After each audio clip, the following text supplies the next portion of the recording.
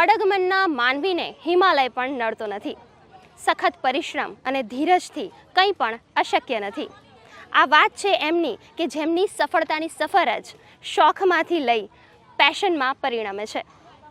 આણંદની આ વિદ્યાર્થિનીએ પોતાની સખત મહેનતથી પરિવાર અને દેશનું નામ રોશન કર્યું છે.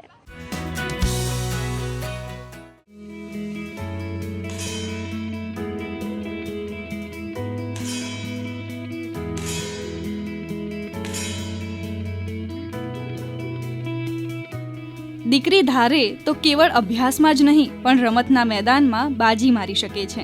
આનું જીવંત ઉદાહરણ છે આણંદના વૈદેહી પંચાલ કે જેઓ સખત મહેનતથી સફળતાના શિખરો સુધી પહોંચ્યા છે અને હાલ ભોપાલ અને પૂનામાં રમાયેલ રાઇફલ શૂટિંગ સ્પર્ધામાં સારા સ્કોર કરીને હવે તે નેશનલ માટે ક્વોલિફાય થયા છે.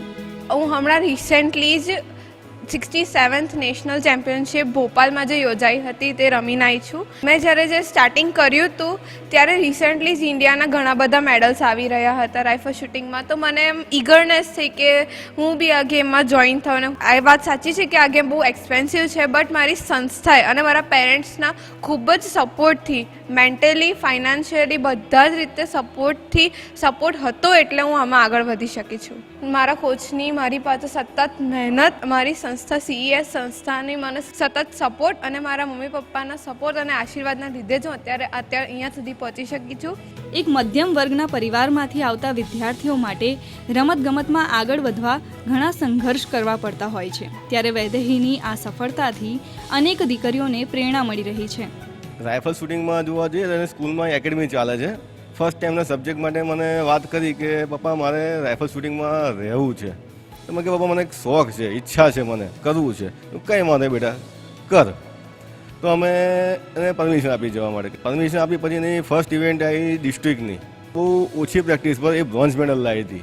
આ એની અચીવમેન્ટ જોઈને પછી મેં એને કીધું બેટા એક કામ કર તો આમ આગળ વધતું, તારે જે પણ જોઈએ જે કરવું હોય બધા મને સપોર્ટ કરીશું. ત્યાં પછી ડિસ્ટ્રિક્ટ મેચમાં લગભગ દરેકમાં ગોલ્ડ જ લાવી છે. સામાન્ય રીતે રાઇફલનું વજન 4.5 કિલોગ્રામ હોય છે, જેના માટે ફિઝિકલ અને મેન્ટલ ફિટનેસ જાળવવું જરૂરી હોય છે. આ તમામ પાસાને કેળવી વૈદેહી અભ્યાસની સાથે રાઇફલ શૂટિંગ માટે કલાકો પ્રેક્ટિસ કરીને પોતાની જાતને તૈયાર કરે છે.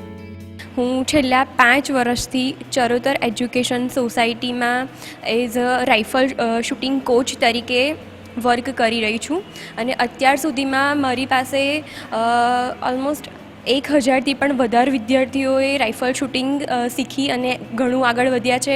જેમાં છેલ્લા 4 વર્ષથી ડિસ્ટ્રિક્ટ્સમાં ઘણા મેડલ આવી રહ્યા છે, સ્ટેટમાં પણ ક્વોલિફાઈડ શૂટર્સ થઈ રહ્યા છે અને હાલમાં યોજાયેલ રાઇફલ શૂટિંગની નેશનલ ચેમ્પિયનશિપમાં તે 3 કેટેગરીમાં નેશનલ ક્વોલિફાઈડ થઈ છે.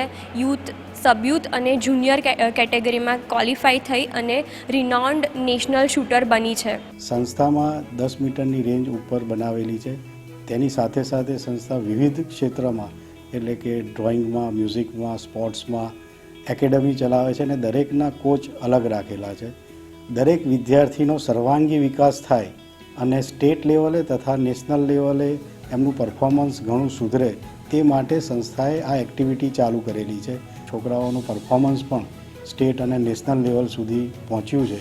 તેથી હું વિદ્યાર્થીઓને દરેકને ખૂબ ખૂબ અભિનંદન આપું.